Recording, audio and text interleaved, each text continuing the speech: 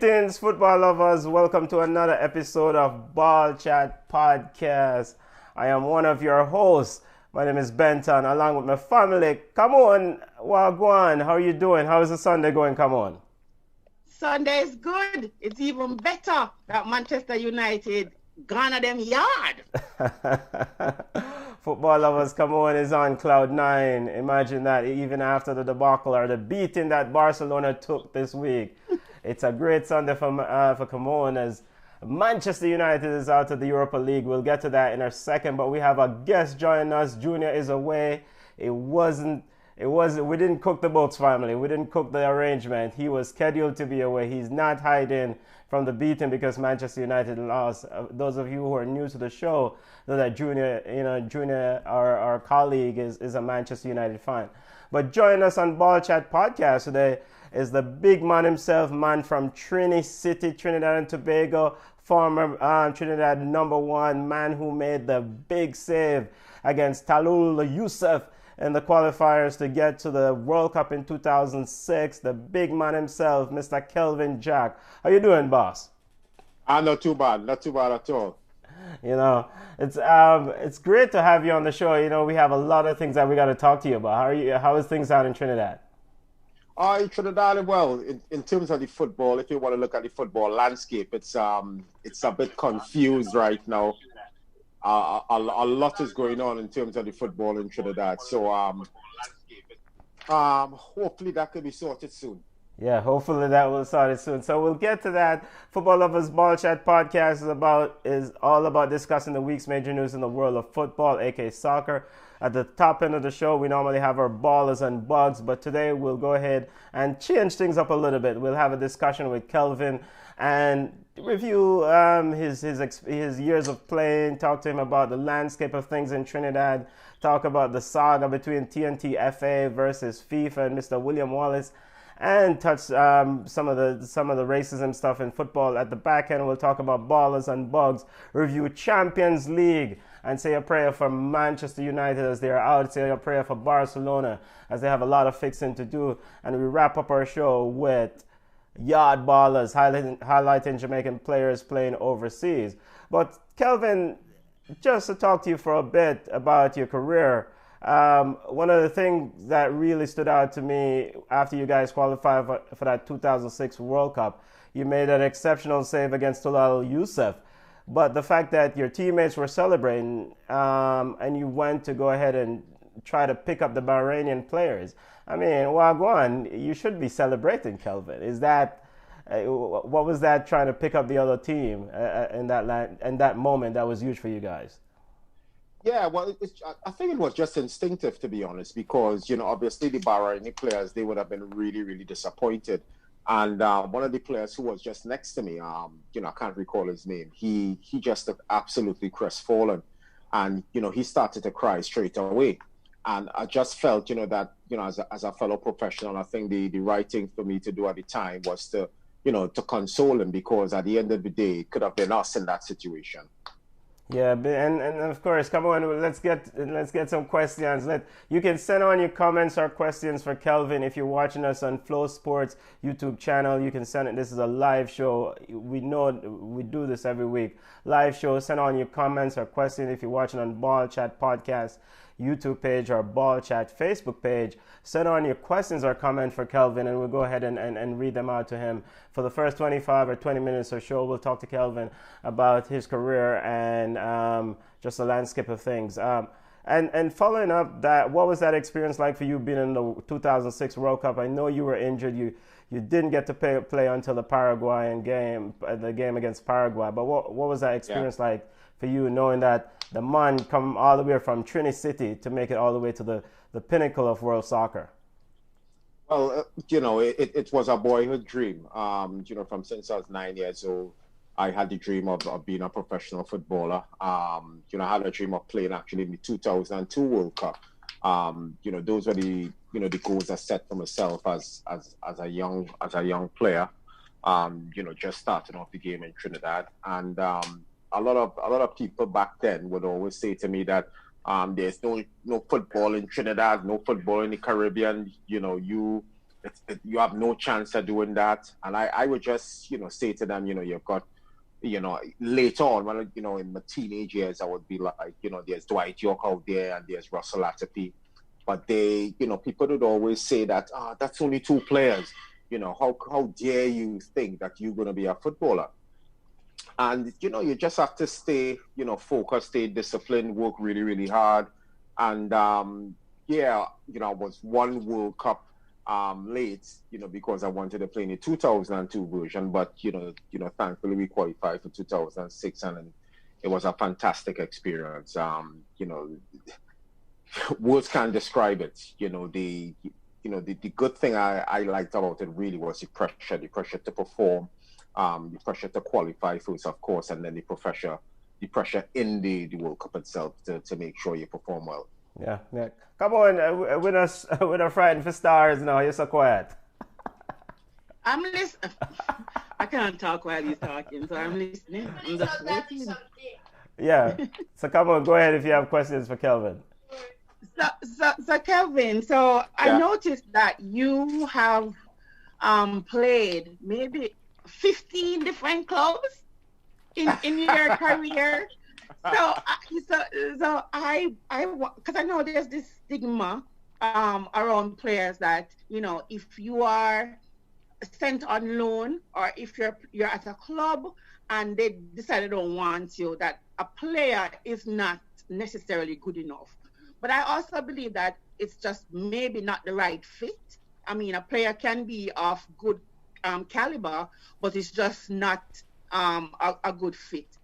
How did you feel? I mean, like how did you continue on when you had to go to different clubs? Because we would call you a rolling stone, right?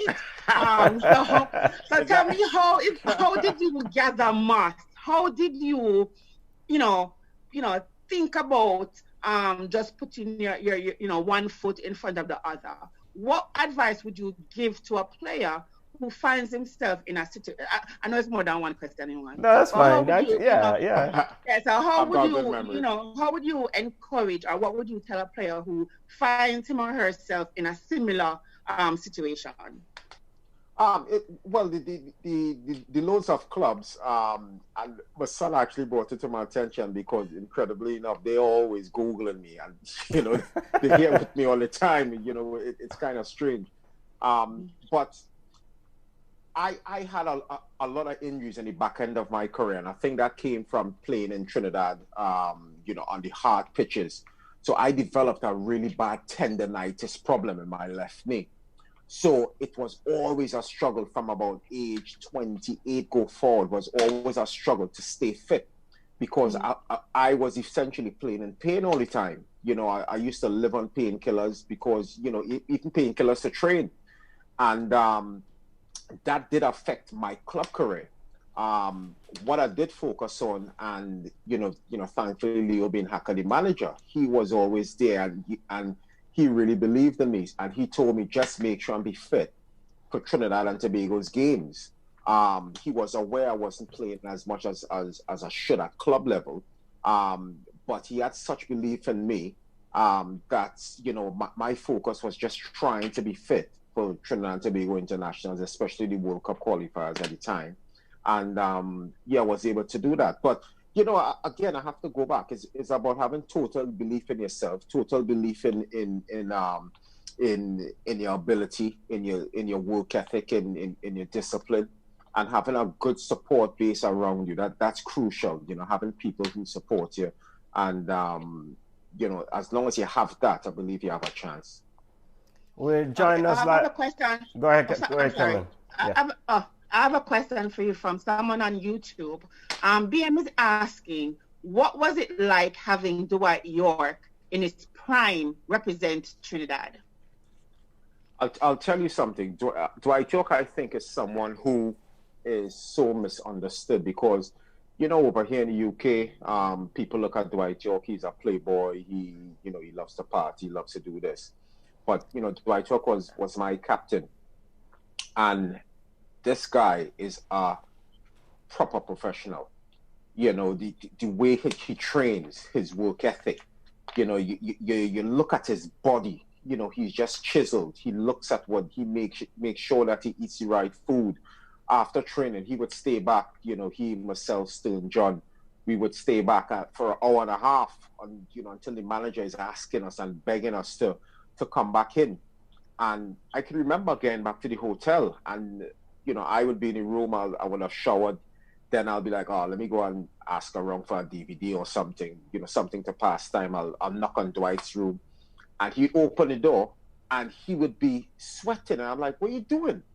And he's like, oh, just finishing up some more abs here. I'm like, are you having a laugh? Are you joking?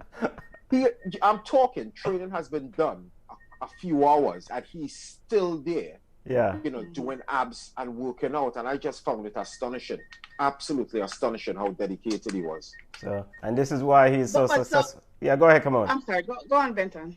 Yeah, come on, go ahead. Yeah. So okay. Let us be. So we're having a conversation about Dwight York. Dwight York isn't my favorite person. I mean, as a female, I think I have up Dwight from the off the field issue, right?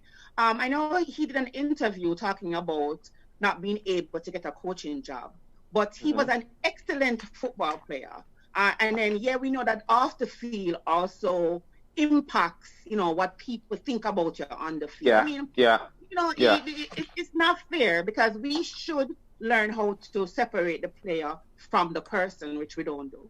But don't you think that a little bit of Dwight's problem is the issue with him and his baby mother and his son, when he, so I have seen articles where people think that he's not really a good person with that. So do we think that's, all right, we can't have that specific incident, but do you think that his off the field issues or his personality is hindering Dwight from getting a coaching job? Because we know he can coach. I mean, because we've seen Frank Lampard, we've seen John Terry, we've seen players transition to coaches like Ole and whatever. Do you think that's also a part of why Dwight is not, being looked at? Well, it shouldn't be. And sorry, Kelvin, before you answer, could you angle your camera up a little bit, please, so we can see your... Yes, there you go. That's perfect. Right. Yes, there you go. Thanks. Sorry to interrupt. Go ahead. Well, no, it's fine. It shouldn't be, because someone's private life is their private life. But I could also, tell you as a former teammate, being on him and on international duty, a lot of the stories that you read in the newspaper is absolute nonsense. Yeah, absolute nonsense. But people read these stories and they believe it. And Dwight is the type of person from interacting with him. He doesn't like confrontation. And he would allow people to think whatever they want to think. Interestingly, over the last few years, it's been obvious that he has aspirations of becoming a football manager. And he does have a magnificent footballing brain. He has a great footballing brain. He's very knowledgeable about the game. And you're right, there have been other players who've been given that opportunity, the likes of Frank Lampard and Steven Gerrard up at Glasgow Rangers.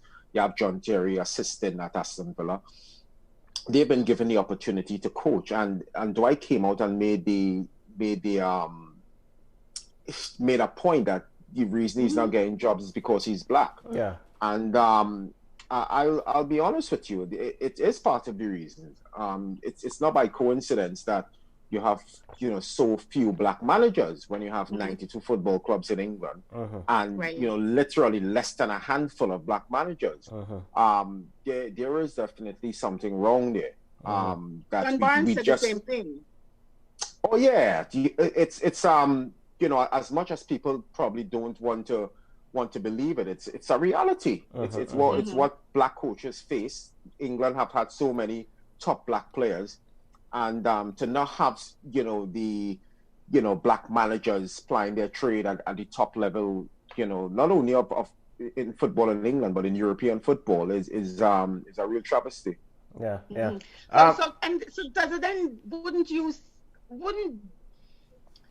why is it that Dwight he does not want to coach in Trinidad. Don't you, I mean, is it because of the whole foolishness with the Trinidad and FA? But if he wants to probably build his resume as a coach, don't you think that an opportunity that would present himself, like being the head coach for the national team, would help and not hinder?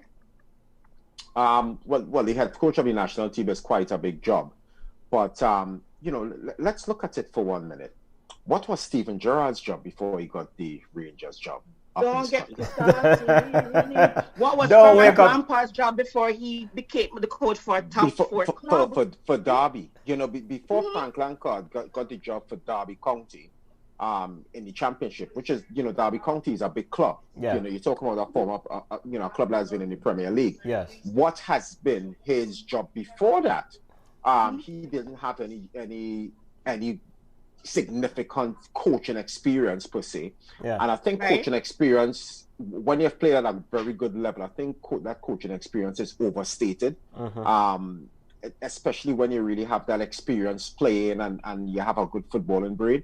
So, the fact that those guys got jobs, I know what you're saying, and I do understand what you're saying, because it's also good for your education to start maybe at a smaller club and really, get yourself going. But I don't see any reason why Dwight York can't go straight into whether it is a championship club or even the Premier League and do a job. One. Yeah, even absolutely. League One. And I've said it. You should watch our show every weekend, because I talk about it all the time, because I just think Frank Lampard to me is not the right man for my club. But I said, what has he done to walk into a top? So I do understand where it might be color, but look at it. Jamaica is coached by Tapa, by Theodore Whitmore, who is a player. So he was a player. Yeah. So why is it that Dwight, instead of trying to get a seat at that table, go to Trinidad and build his own table? Put himself out there, take Trinidad back to the World Cup, let them become, improve their rankings in the Trinidad rankings, and then, add something on, because now they're going to say, well, you didn't coach here, you only played here, let's do. And he could say, bam, here it is. I was the coach for the country, the national team. So I know what you're saying. And to me, I just think he's never going to get that opportunity.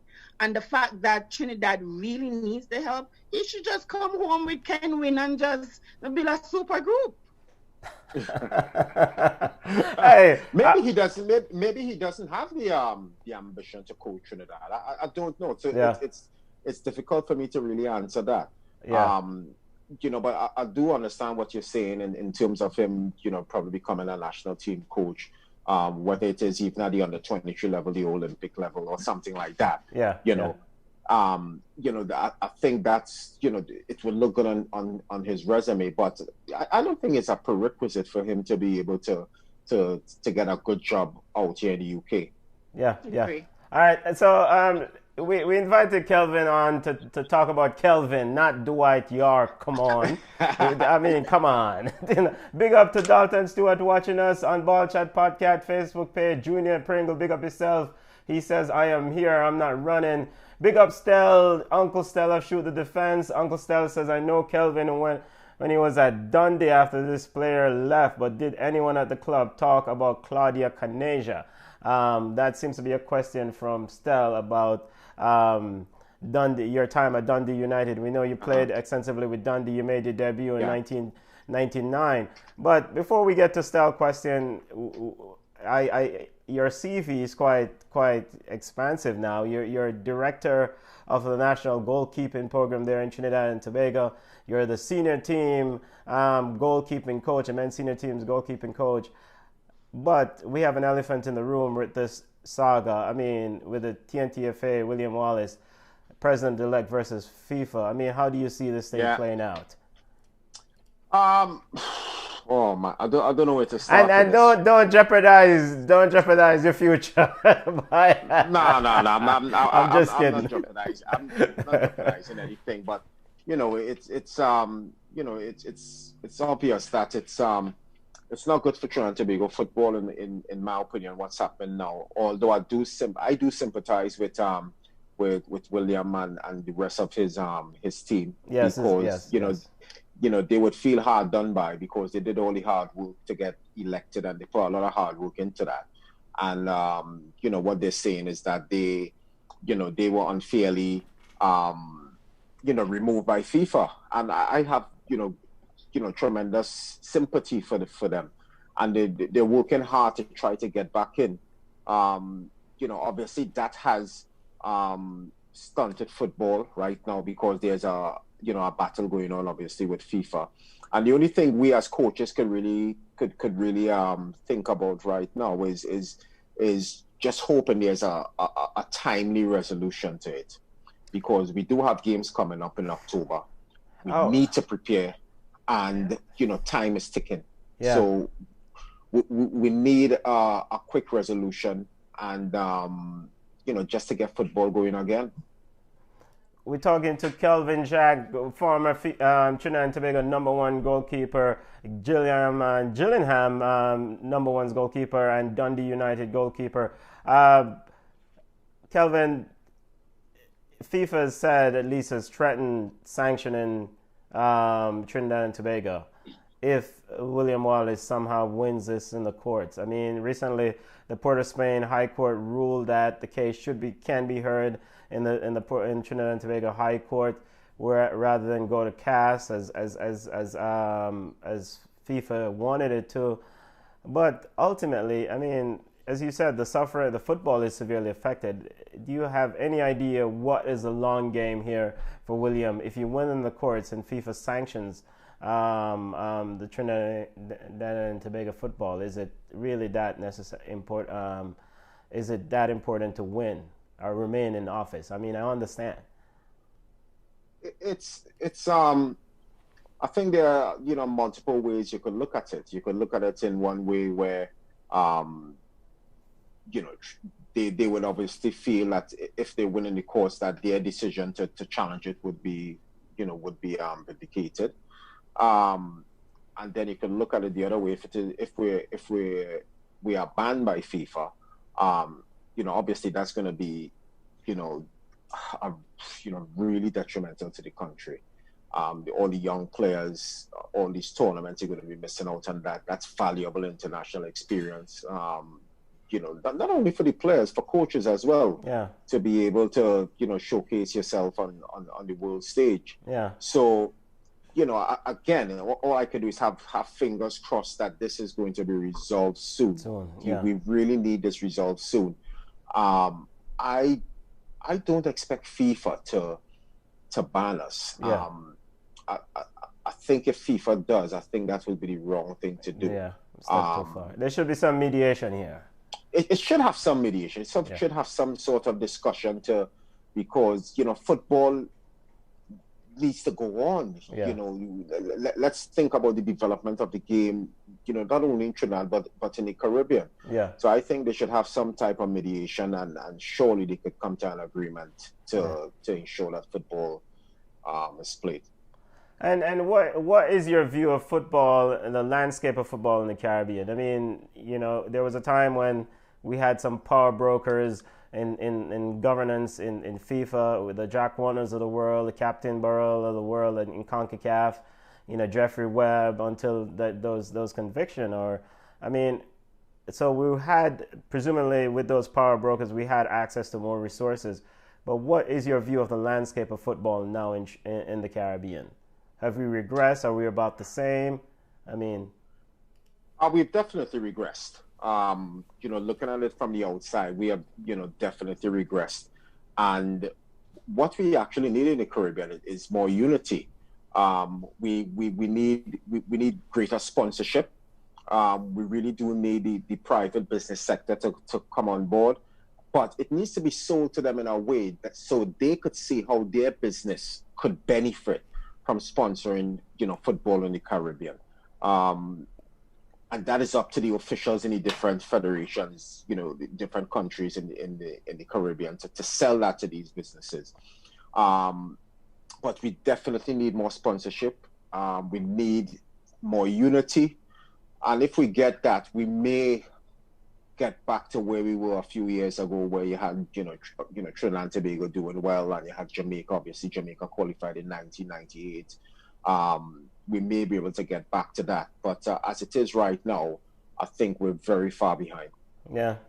Come on, you have any more questions before we segue to ballers and bugs?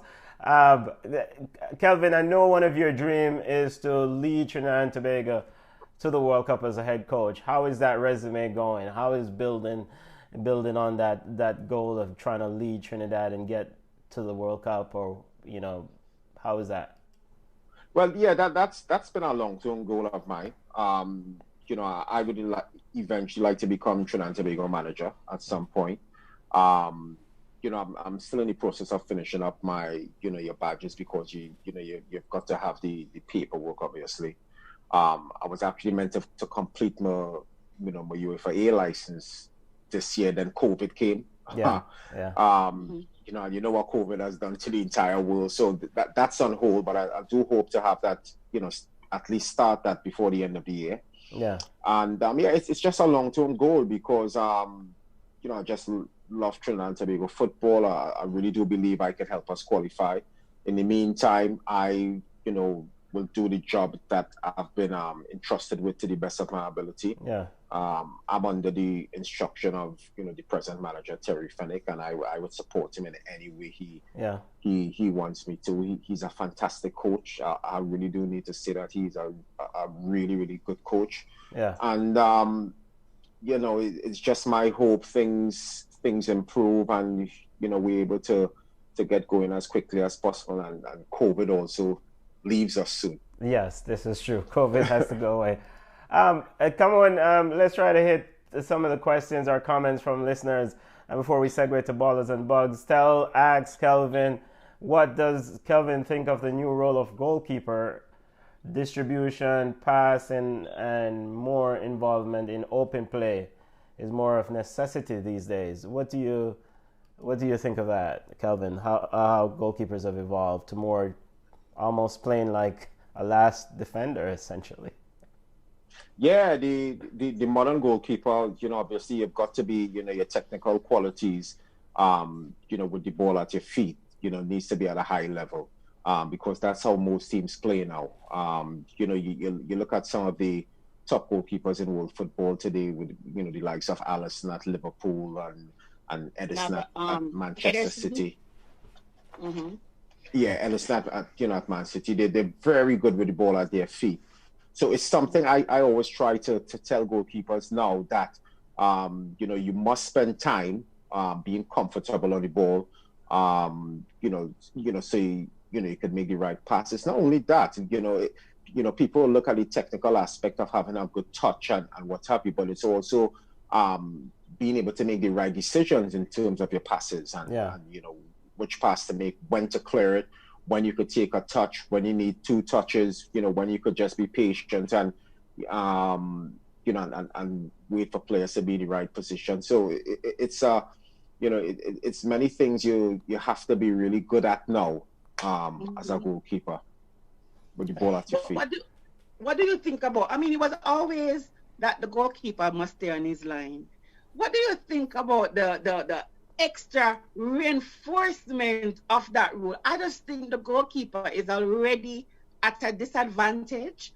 But then the referee really making sure that your foot on the line. I mean, I just think what goes through a goalkeeper head when you have to remember that at least one of your foot is supposed to be on the line, when the ball is kicked, and then to actually pick a side, or, I mean, I just think, isn't it goalkeeper one of the most stressful jobs ever on the pitch? They don't get enough love. And I think them always talk about the formation. I was like, oh, it's a 3-4-3. I was like, listen to me, my goalkeeper is just as important.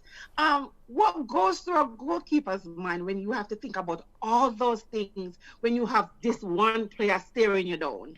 Talk to us from a goalkeeper. Well, I know you're talking about penalties, and it's something I looked at as soon as that rule came in a couple of years ago, and I actually think goalkeepers could use it to their advantage. If it is you have to stay on your line now. I recommend. I always tell my goalkeepers move along your line. So if you've made up your mind that you're going to go right, for instance, you could still go to your right, but you're moving along the line. And I always say, try to dive in at least straight lines. Forward if possible, but try to dive in straight lines. So you could utilize, especially if you're a big, tall guy, you could utilize the entire frame, to cover as much goal as possible. So I actually think, goalkeepers could use it to their advantage to be able to make more saves, more penalty saves. Not full Real Madrid ex-Chelsea goalkeeper, but that's another show. But Kelvin, we have a question here. Big up El Pistolero. El Pistolero wants to know: do you think goalkeepers of the past would flourish in the current system, in the current climate of the requirements to play out the ball from the back, etc., etc., and of course do well? So yourself, Shaka Hislop, and the whole shebang. Do you think you guys could really survive in the current climate now, where you have to be kind of a last man essentially?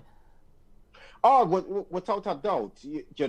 I was pretty good with the ball at my feet. Obviously I coach quite a few goalkeepers, and you have to demonstrate as well. Yeah. So you've got to have a good technical level to demonstrate to these guys that, listen, I'm good with the ball at my feet. I could use my left foot as well. I could show you how to pass with your left foot as well. So and I'm sure Shaka would have adapted. If you want to go further back, I could call quite a few goalkeepers from back in the day who, when you look at videos of them, you could tell that, they're actually good with the ball at their feet. Yeah, Estelle just brought up Fabian Barthez. Oh yeah, Fabian Barthez, you could see he's comfortable with the ball at his feet.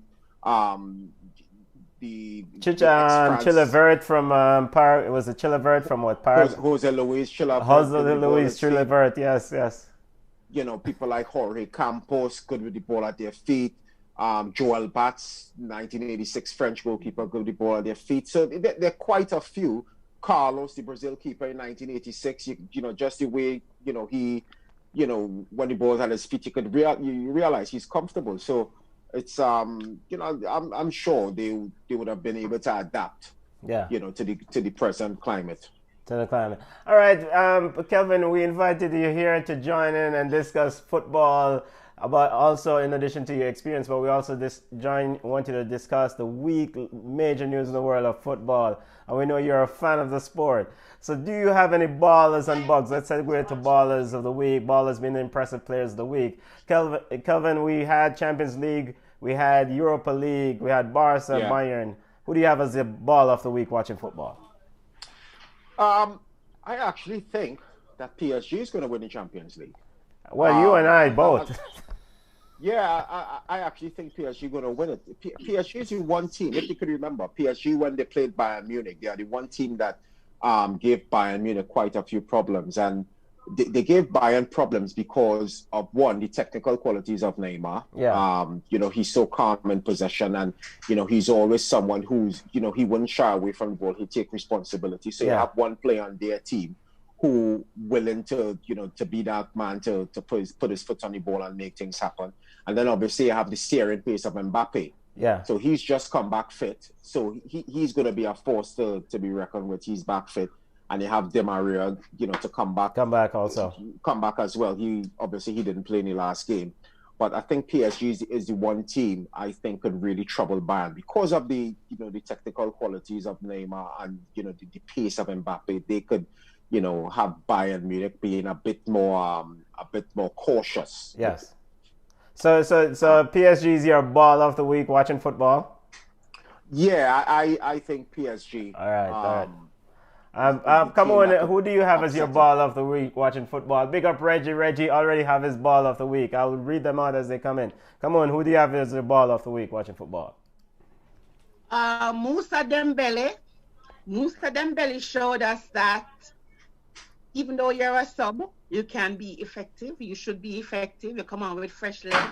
They also showed us they don't play in the Farmers League. Second thing them show. Third thing they showed was that Man City backline is terrible. Even if they never have Otamendi out there, it was ridiculous. And they showed us that money does not win games. Okay? So Musa Dembele. Then I have Felipe Coutinho. Coutinho is the perfect example of how an ex should go back and show somebody what they're missing. I don't know what's going to happen. They probably send his wife to go clean out his locker because he's no longer welcome at Barcelona. Came on, embarrassed them with a brace. So he's my baller, but Barcelona done with him. Alphonso Davies took the soul of half of Barcelona. And Alphonso Davies' story is so unique and so that he has to get a special shout out, my baller. You cannot let some other people get some baller, come on. Hello, yes. And enough ball play this week. And Lewandowski continues to show that all does not mean cool. So Musa Dembele, Coutinho, Alphonso Davies, and Lewandowski, those are my ballers of the week. All right, Musa Dembele, Alphonso Davies, Felipe Coutinho, Robert Lewandowski is come on ball of the week. PSG is Kelvin, Jack, Trinidad's #1, former Trinidad's #1 ball of the week. Still ball of the week is Upper McConnell, defender from RB Leipzig. Reggie's ball of the week is Olympic Lyon. Lyon defeated Man City and they're running into the semi-final of the Champions League. Come on, and Kelvin, who do you guys have as your bug of the week? Bug has been unimpressive player watching football this week. Oh, unimpressive player. We can come back to you. Do you want me to go to come on because she usually have bugs lined up? She could go ahead. Go ahead, come on. Listen, before we go, so Andre Tennant on YouTube says Man U and FC Barcelona is bugs of the week. You're right, Andre. Anyways, so my bugs are Barcelona, the entire squad. Even the groundsman is going to get a bug of the week from me. The igloo man, the orange peeling man, and the glucose giving man get bug of the week. Everybody get bug of the week. All the presidents come out. Special mention to PK. PK, come on now. I need to pick up a little gym bang and go. Manchester City, madness. Pep is a good coach, but come on now, Pep. Raheem Sterling, listen to me, Raheem. I'm not going to beat it today because I've seen other people miss that, but it's a big boo-boo and it cost the game because it immediately went from a potential 2-2 to a 3-1. So he's my bug too. Now, my biggest bug, Barcelona gets that honor. Raheem Sterling, those are the views of Come On. Ball Chat would like to have you on the show one day, so we don't want. But Come On's bugs are Raheem Sterling for a big miss against Lyon. Should have converted that chance. It was a sitter. You could do anything else, but miss that chance, Raheem. Also, bugs of the week, Barcelona, Potty Shop. Bugs of the week for Come On. We'll get to Barcelona in a second. And who else? Man City, also bug of the week. Stell's bug of the week is Semedo, roasted for 90 minutes. Alphonso Davies took his soul. He sure did. Semedo needs to pack up and go back to Brazil. Ball of the week for Jason Frame is Leon and Red Bull. Dalton says his bugs of the week are Dalton, I cannot use such language on it's a family show. Man City and Pep and Sterling and Barca, man divided. Those are the bugs of the week. And Reggie, wow, Barcelona was atrocious. We're atrocious like roaches. Bugs. Andre Tennant and Messi. Andre Tennant and Messi is his bug of the week. Listen, Andre, you gotta stop it, you know. You really have to stop it. Oh, Messi is the bug of the week. Yes, he's the bug of the week. All right, Kelvin, now to your bug of the week. I'll definitely have to go for the entire Barcelona team, and I just think they were. It's just shocking how poor they were. There's nothing else to describe it. It's just. I don't mean to be funny. How do you concede 8? 8. Yeah, 8. It's that's like their Arsenal. You know what I'm saying? I'm like, come on, no? That is incomprehensible. I just can't understand how you could concede 8. You've got Leo Messi in your team, you've got Suarez in your team, you've got Rakitic in your team, Busquets in your team. How do you concede 8? Oh, I was waiting on you to say PK, but thank you. Yeah. There's no one who really gets by there with any kind of credit. No one deserves any credit. You just cannot lose 8, concede 8 goals. Last no excuse. Last time Barcelona lost by 6 or more was 1951. Barcelona 1951. Marlon Gillette says, pick up yourself, family watching on Ball Chat YouTube page. Marlon Gillette says, glucose man, come on. G's and P's. Might as well call out the peanut and bag juice vendor as well as bugs of the week for Barcelona. El Pistolero says Dion played well. Okay, El Pistolero. Okay. All right. Let's get to the Champions League roundup and your thoughts on these games. The semifinal is set. Kelvin and Camon, your thoughts. Barcelona, Bayern Munich. That was a peak of the matchup. I mean, is it what Barca did, Kelvin, or is what more so Bayern Munich being surgical? Bayern Munich have just shown how hungry they are. They're obviously a fantastic team. Obviously a fantastic team they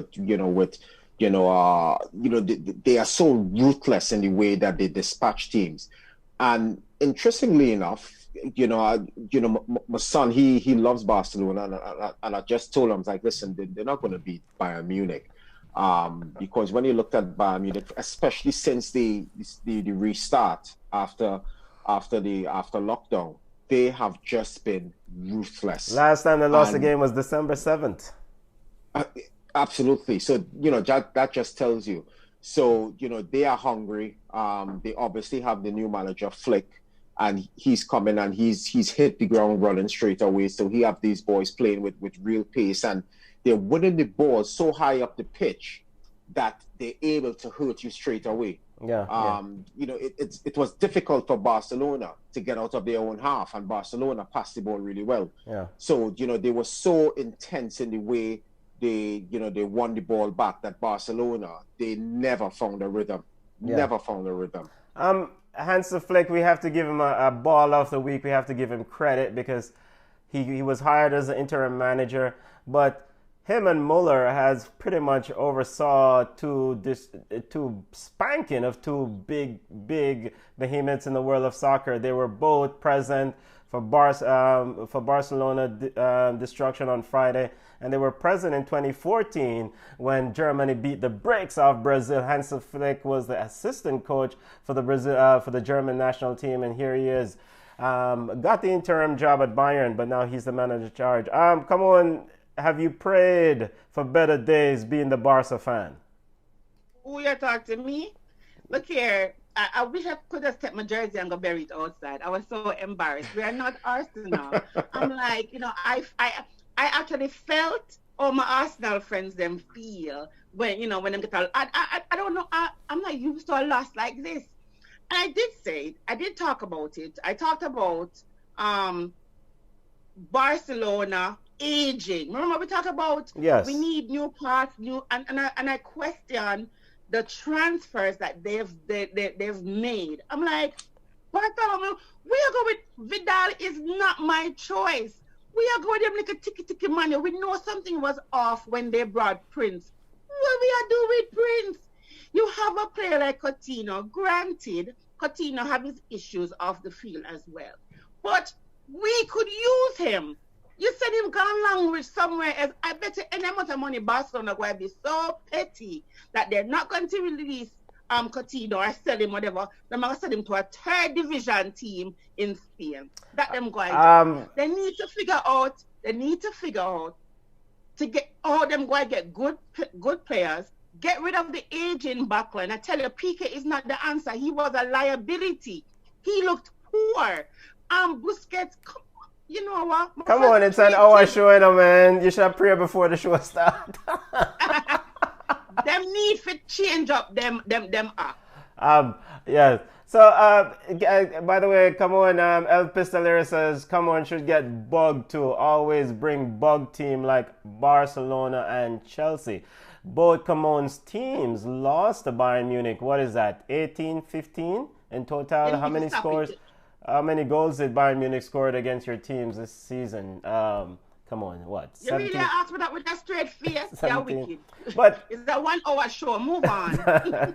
But Kelvin, where does Barcelona go from here? Quickly, do you think there's rumors that Mauricio Pochettino is coming in or Ronald Koeman, but it doesn't need to be changed in the administrative side of things? Where do you think they go from there? Will another manager right the ship? Well, it's difficult to see Setien, surviving, that humiliation. Yeah, Fabrizio Romano has stated that he's already sacked. They're just going to make it official tomorrow.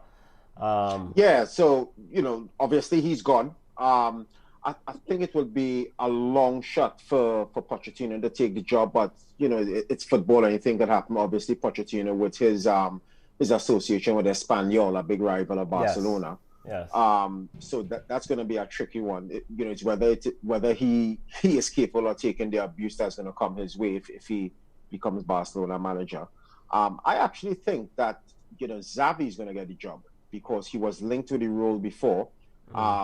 They definitely want him. I read something where Leo Messi, endorsed the interest that the president had in him before to become manager. So it wouldn't surprise me if Xavi gets the job. And I think that could be a good appointment because you have someone who's coming back, who's going to be hungry. He knows the club's identity, the club's philosophy, and he would be someone I think could probably, start the rebuilding process. But Barcelona is a big club. Let's be honest. This is, Barcelona is an institution. So yes, they got beat 8-2 in a Champions League quarterfinal, but they still have Messi. They've been trying to get Neymar back for quite a while now. I expect them to find money somehow and make a marquee signing to recover straight away because that club is not going to accept being humiliated like that. The fans wouldn't accept it. Yeah. That wage bill Barcelona is probably the highest wage bill on average in players. Jordi Alba, Gerard Piqué. All right, moving away from... Hold a second. Yes, so BM says Barcelona in that quarterfinal made the Reggae Boys look world class. No, seriously. No. Exactly. I mean, exactly. But come on, and Kelvin, I know this is circling out there in space and it's unlikely, but do you see Lionel Messi finishing his career at Barcelona? I do. Yeah. I mean, I do. You do? Okay. Yeah, I do. I wouldn't be surprised if Ronaldo joins him. I mean, okay. Just to finish out. Step away from the glue, come on. Step away. I don't see him leaving, and I don't know why he would leave. Yeah. He's maybe A2 would be the reason why you should leave. No, I wouldn't. It's just that every club have them issues like this. It's just that you need to get the right pieces. To complement because he's still world class. Yeah. Even the A2. Yeah. You just need to get the right players around him to get out have a good side. They lost against Roma 3 years ago in Champions League, 2 years ago in Champions League. Kelvin, they lost. They got beaten by Liverpool last year. Next year is what, Leicester City? What do you see Messi finishing his career at Barcelona? It's a good question, but I actually do. He has been at the club since age 13. He's part of the fabric there. He's 33 years old now, so he's been there for 20 years. So, obviously he does have a big affection for the club. So he loves Barcelona. Yes. So it will be a massive move for him. Yes. And, people talk about Leo Messi having to go to another league to show he's the greatest of all time. And I don't sign up to that. Yeah. he's not a 20-year-old with no family or no wife or kids or anything like that. For him to leave at this age, where his family settled in Spain, to go to another country, I think I can't see it. I really can't see it. But it's football. You just never know in football. Never know. All right. Before we get your thoughts on the semifinals coming up, I want to get your thoughts on RB Leipzig. There's a lot of talk about Olympic Lyon, Bayern Munich. But do you expect RB Leipzig? What's your assessment of what they've accomplished? Dethroning or eliminating a very high price Atleti team. I felt Atletico would have gone through just because of their experience as well, because they have done well in the Champions League over the last few years. But if you do look at the Bundesliga, you would realize that RB, they are a terrific team. They dismantled Tottenham Hotspur, a respectable team in the Premier League, and their performances in the Bundesliga have been admirable. So I'm not completely shocked at all that they have been able to take their Bundesliga form and apply to the Champions League. The Champions League is tough football. These are the best teams in Europe. All those players are going to be confident. They are all big clubs. RB Leipzig have a huge backing with their sponsorship, Red Bull and what have you. So, they deserve to be there. Yeah. Come on, what's your thought? A team that's 11 years old, now into the semifinals. Your assessment of RB Leipzig? Yeah, I saw that and I shared it, and I was just amazed that 11 years ago they were formed. They were in the Regionella. In Germany, they have the little things. Fourth division, third division, Bundesliga 2 to come up now being Bundesliga to be here. It's quite an accomplishment, and Atletico Madrid was a little bit on the injury prone side. Diego Costa was not his same, and me feel Morata. We don't have enough time to talk about him. So. What they have accomplished is really amazing. It's just unfortunate that the run going in right here, but it is. So and I'll tell you what, their manager Nagelsmann, he's only 33 years old. Yeah. And the job, I don't think he's getting enough credit for what he's done there. This is a very, very young coach. Yeah. A very young coach in football terms, and what he has accomplished and being able to go toe to toe with with these top clubs in Europe and be able to outwit Diego Simeone, who's so experienced and who's one of the world's great coaches as well. I think he needs he needs special attention there. He is certainly a top coach. Yeah, but did he outwit him though, or did Tyler Adams just get lucky on that deflected shot? I mean, did he outwit him? Well, you've got to you have to get in a position to do it, and one thing with Leipzig, they are an attacking team. They always try to get forward. They always try to hurt you. They play the game at a really good tempo. They keep that tempo up. So obviously they're quite fit, and their players have very good speed of thought. Yeah. Again, you will expect Atletico to go through because of their experience, and they're so good at the way they defend. But Leipzig kept pushing, and I think they were deserved. In going through, well deserved. Yeah, Atletico was poor as well. Yeah. I thought they were poor, but we're not taking away from RB. RB really put themselves in a position to advance. Yeah, RB Leipzig. I thought they could have converted a few more chances. All right, let's kind of head home and try to wrap up our show quickly. Kelvin, you said you have PSG winning this thing for all. So who do you have in the final? I think PSG would get past RB. Okay. And I think Bayern Munich would be in the final. Yeah, Bayern Munich. I think Bayern Munich PSG it will be a fantastic final. But I just really do think that PSG, the players that PSG have with Di Maria, Mbappe, and Neymar, they are well suited to deal with Bayern Munich. Bayern Munich play a very high line. Yes. In their defense. You can't play a high line like that with Mbappe and Neymar and Di Maria. And because of the composure they have in Neymar, and people look at Neymar in the last game, and I heard some of the pundits, the likes of Rio Ferdinand and some of these guys, they when he missed a few chances, they were having a go at it. And I just cannot believe the quality this guy have. This guy have so much quality. Yeah. Especially on the technical side, and his confidence as well. He just keeps asking for the ball. It doesn't matter to him. His confidence is ridiculous. So I have PSG actually beaten Bayern probably 3-2. Okay. Which I want some of what you smoke. All right, come on, quickly. Who do you have? Because it's not like picking Barcelona is good for you either. I have PSG and Bayern in the final. I think Bayern will win.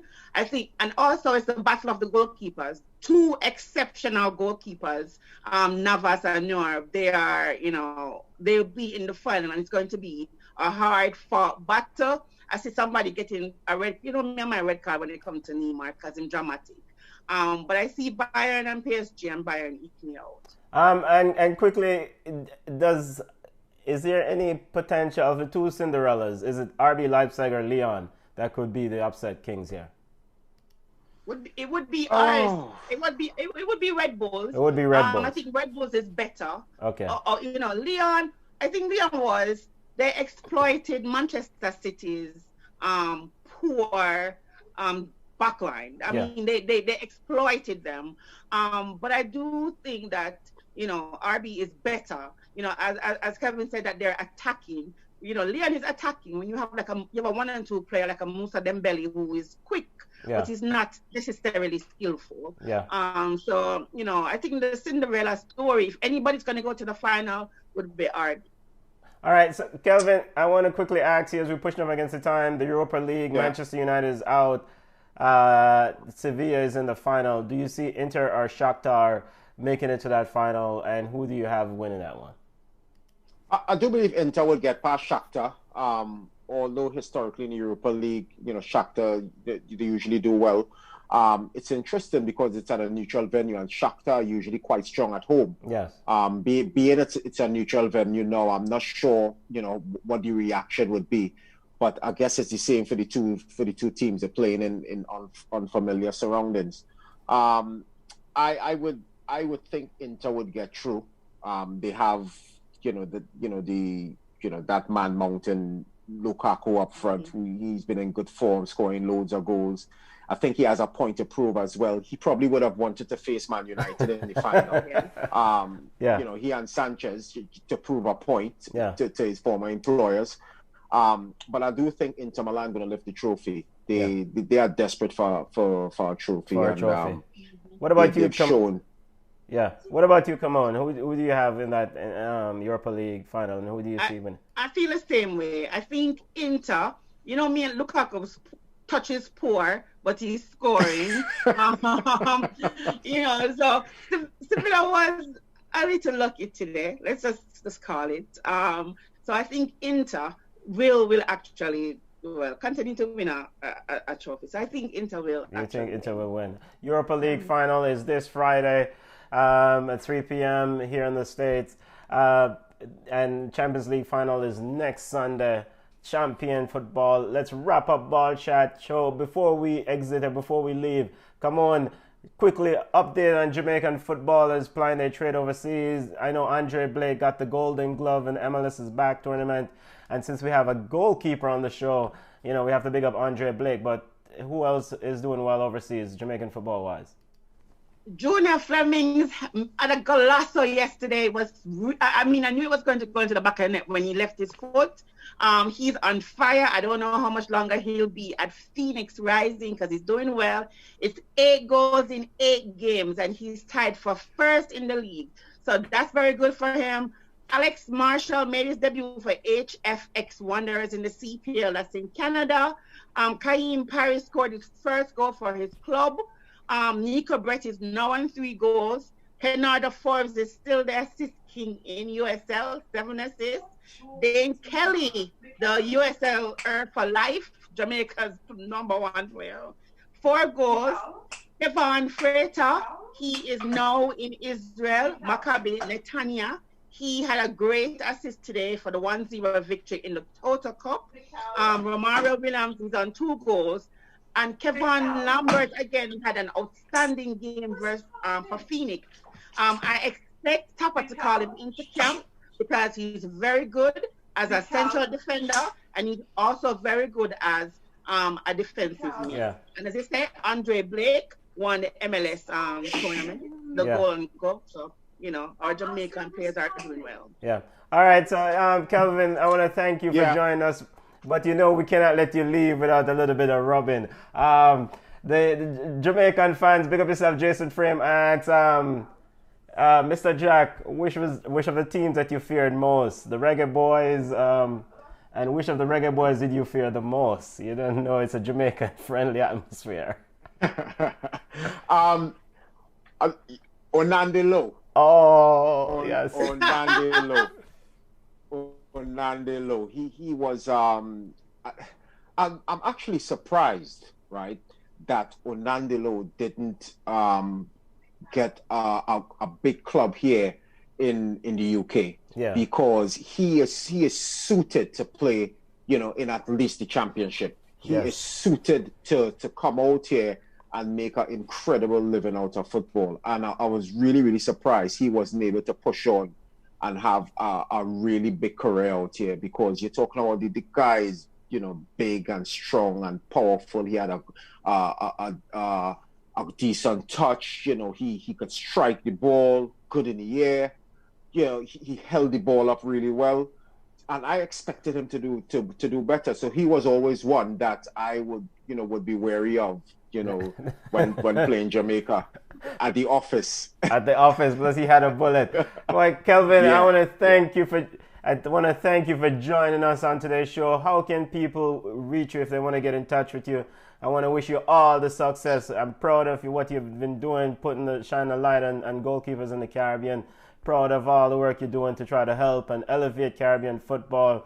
And we want TNT to be back as truly where it was, or even better, because when the Caribbean teams do well, we all lift each other up. So how can people get in touch with you, Kelvin?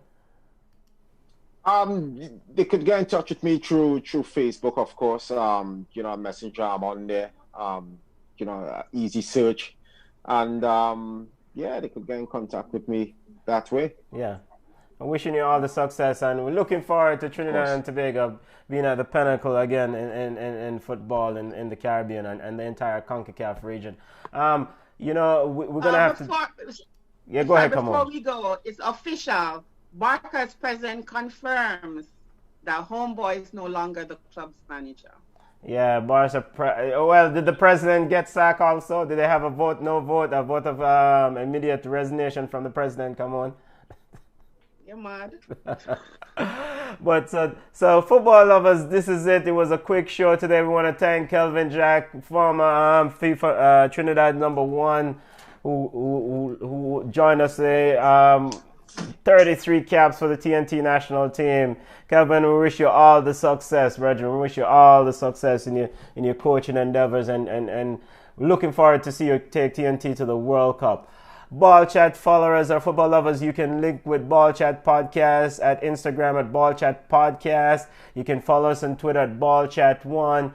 We are on Facebook at Ball Chat. If you want to get in touch with us, you can email us at ballchatpodcast@gmail.com.